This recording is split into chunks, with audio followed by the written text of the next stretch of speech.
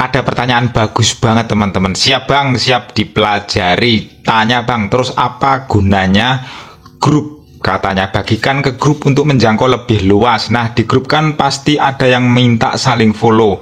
Itu bagaimana menyikapinya bang? Mohon penjelasannya. Nah teman-teman, di sini saya akan menjawab ya seputar pertanyaan teman kita atas nama Kak Alesa Juliana Agusiti, teman-teman. Saya akan menjawab pertanyaan berdasarkan pengalaman saya seputar grup dan tanggapan saya seputar grup yang di dalamnya itu teman-teman pasti pernah ya melihat grup itu dia perilakunya itu hanya apa ya, saling support, saling follow, saling balas budi, saling bantu, minta tolong gitu ya, saling merespon postingan-postingan yang ada di grup dengan cara seperti itu ya, kita menjumpai teman-teman. Nah, karena saya punya pengalaman, berhubung saya itu pernah sharing. Saya pernah ya telepon sama tim Facebook, di telepon sih bukan saya yang telepon, tapi karena saya itu member, saya tanya ya seputar grup gitu, terus ditelepon dari pihak Facebook teman-teman. Terus kami diskusi ngobrol, pertanyaan saya seperti ini. Bagaimana kalau kita itu memfasilitasi sebagai admin atau kita gabung di grup, sedangkan grup itu adalah grup dengan saling bantu, saling balas budi, saling meningkatkan kinerja retensi, intinya untuk meningkatkan kinerja akun. Apakah itu diperbolehkan? Nah, jawabannya seperti ini teman-teman. Itu adalah termasuk perilaku yang tidak autentik, melanggar kebijakan pedoman mitra. Pelanggaran kebijakan mitra sebenarnya seperti itu ya, dibilangnya, ucapnya seperti itu teman-teman. Itu melanggar.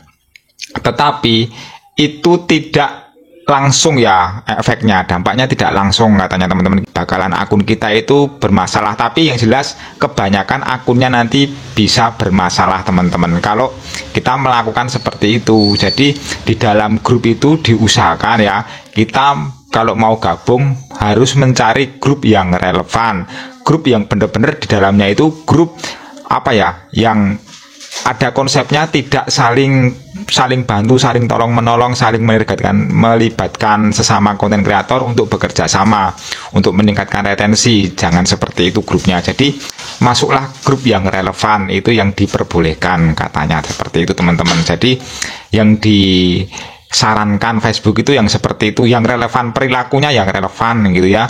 Jangan meninggalkan jejak di grup itu saling memprovokator atau mengajak untuk saling bekerja sama, saling bantu supaya retensinya bagus, supaya akunnya bagus, supaya tercapai syarat-syaratnya. Tidak perlu melakukan itu. Itu sangat melanggar kebijakan. Kedepannya itu nanti sistem lama-lama akan mendeteksi, meskipun sekarang tidak terdeteksi, tapi sistem lama-lama akan mendeteksi akun kita teman-teman. Gini ya, sekarang kan banyak ya akun-akun yang tahu-tahu tiba-tiba itu nggak aktif, dinonaktifkan sistem, tiba-tiba punya pelanggaran berat, terus terkena dismonetisasi, tiba-tiba akunnya hilang. Banyak teman-teman.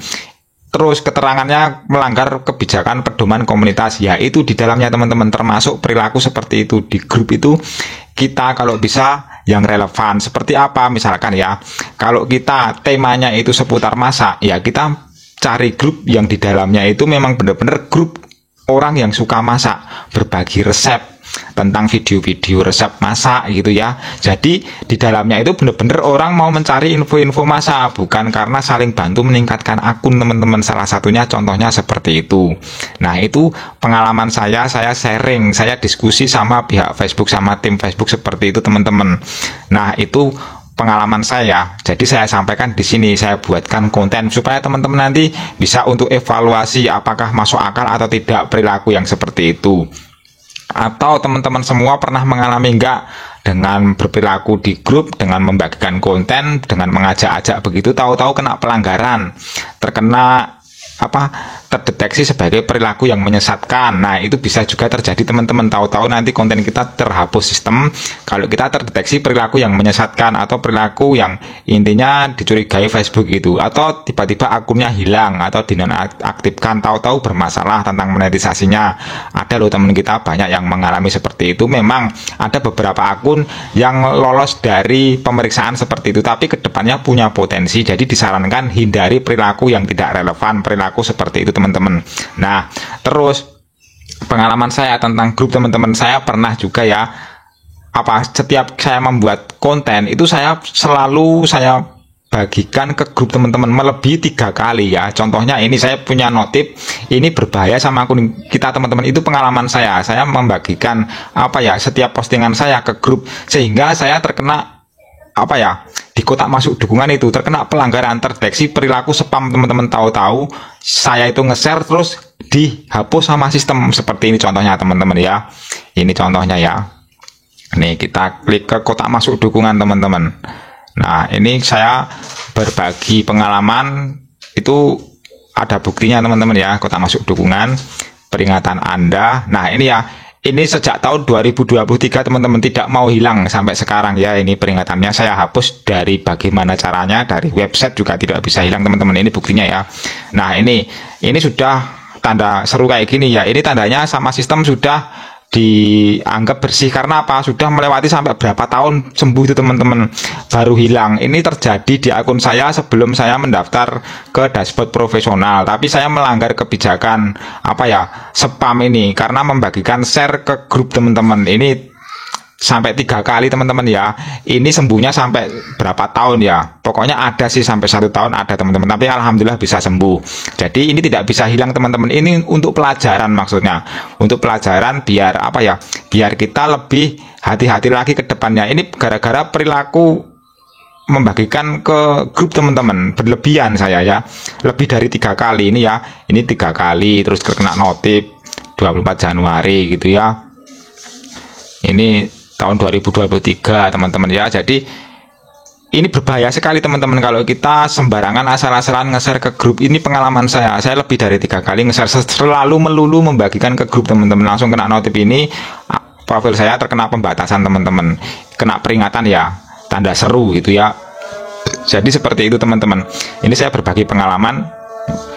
Kalau kita itu nge-share ke grup, itu pengalaman saya setelah akun saya ini makin bagus, saya itu tidak terlalu banyak-banyak nge-share ke grup teman-teman. Setiap saya membuat konten, setiap saya itu memposting ya, ini saya cuma nge-share-nya sekali, tapi kebanyakan saya nggak nge-share teman-teman. Serius. Ini ya, ini konten-konten saya ini banyak meningkat view-nya ini. Saya jarang banget nge-share ke grup teman-teman, sangat jarang. Seandainya saya itu nge-share itu ke grup yang relevan itu cuma 1 kali ya, tidak lebih dari 2 kali. Itu pengalaman saya tidak pernah membagikan atau nge-share lebih dari 1 kali. Saya cuma 1 kali, itu pun jarang banget teman-teman. Seandainya ini ada akun saya, konten saya ini yang FYP ini ya, ini yang nge-share orang lain teman-teman. Makanya konten saya meningkat karena yang membagikan adalah orang lain, bener-bener menyukai konten kita gitu ya. Oke, semoga pada paham teman-teman ya. Ini pengalaman saya seputar perilaku saya nge-share ke grup teman-teman. Jadi semoga teman-teman semua bisa mengevaluasi cara membagikan ke grup dengan cara yang relevan. Jadi kalau kita membagikan terlalu banyak itu juga punya potensi spam teman-teman. Misalkan kita membagikan ke banyak grup gitu ya, dengan berbagai macam grup kita bagikan, apalagi grup yang nggak relevan itu lebih berbahaya teman-teman gitu ya. Terus intinya utamakan perilaku yang relevan. Kalau kita membagikan ke grup itu terlalu banyak, itu tidak benar teman-teman. Sebenarnya spam itu ya, itu justru membuat konten kita lama-lama terdeteksi bermasalah nanti ke depannya. Cukup sekali saja, itu pun nggak melulu harus di-share teman-teman. Lebih punya potensi, lebih bagus direkomendasikan kita share-nya ke cerita teman-teman. Itu pun juga nggak melulu harus di-share ke cerita, meskipun di di dashboard profesional itu disarankan untuk nge-share ke grup gitu ya, praktek terbaiknya teman-teman gitu ya. Semoga pada paham apa yang saya sampaikan di sini.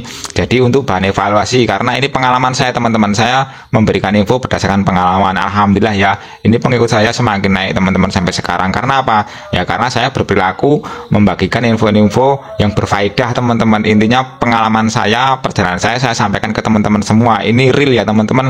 Apa yang saya lakukan, saya perbuat, saya sampaikan di sini teman-teman. Oke, semoga bermanfaat supaya sebagai bahan evaluasi. Assalamualaikum warahmatullahi wabarakatuh. Salam dari Arya Ojol, semangat selalu.